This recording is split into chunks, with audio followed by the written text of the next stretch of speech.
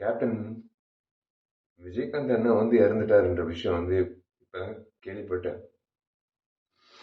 ஆனா என்ன மன்னிச்சிடுங்க, முதல்ல என்ன மன்னிச்சிடுங்க. நான் சத்தியமா இந்த நேரத்துல நான் உங்க பக்கத்துல இருந்து உங்க முகத்தை ஒரு முறை பார்த்து ஒரு காலத்தொட்டு கும்பிட்டு அவங்க கூட இருந்திருக்கணும். நான் வெளிநாட்டுல இருந்தது என் தப்புன்னு என்ன மன்னிச்சிடுங்க. ஏன்னா நான் நல்லது செய்யறது சாதாரண விஷயம் இல்லை. எங்களை மாதிரி ஆளுங்க நல்லது செய்யறது சாதாரண விஷயம் இல்லை. எங்கேயோ ஒரு ஒரு யாரோ யார்கிட்டயும் இந்த ஒரு கத்துக்கிட்டு இருந்திருக்கணும். அது நான் உங்ககிட்ட நான் கத்துக்கிட்டேன், சத்தியமா சொல்றேன். ஏன்னா உங்க அலுவலகத்துல கிட்டத்தட்ட 20 வருஷம் முன்னாடி நான் கேள்விப்பட்டிருக்கேன். நான் நிறைய முறை நிறைய பேர் சொன்னது நான் கேட்டிருக்கேன். உங்க அலுவலகத்துக்கு யாராவது பசியோட வந்தா நீங்க சோறு போட்டு அனுப்புவீங்க. அதே தானே நானும் செய்யணும் அப்படின்னு இறங்கினேன். அதே மாதிரி நீங்க எவ்வளவு உதவி பண்ணியிருக்கீங்க இந்த சமுதாயத்துக்கு. இன்னைக்கு ஒரு அரசியல்வாதியோ ஒரு ஒரு நடிகர் சங்க முன்னாள் தலைவரோ இழந்ததை விட ஒரு நல்ல மனிதர் இழந்ததுதான் என்னால ஜீரணிக்க முடியல.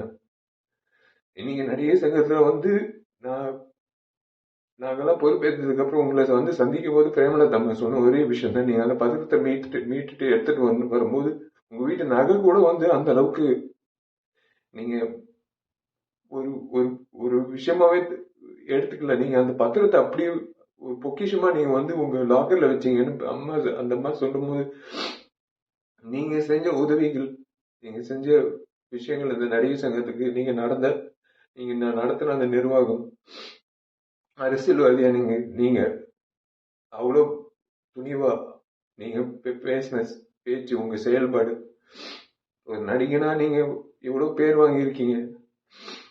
ஆனா ஒரு மனிதரா பேர் வாங்குறது சாதாரண விஷயம் இல்ல. சில நபர்கள் தான் ஒரு மனிதரா நீண்ட நாட்கள் அந்த பேர் நீடிக்கும். அந்த வகையில நீங்க இருக்கீங்க. மன்னிச்சிருங்க. உண்மையிலே நான் சத்தியமா சொல்றேன், இன்னைக்கு நான் உங்க பக்கத்துல இருந்திருக்கணும், முறையா உங்க பக்கத்துல இருந்திருக்கணும்.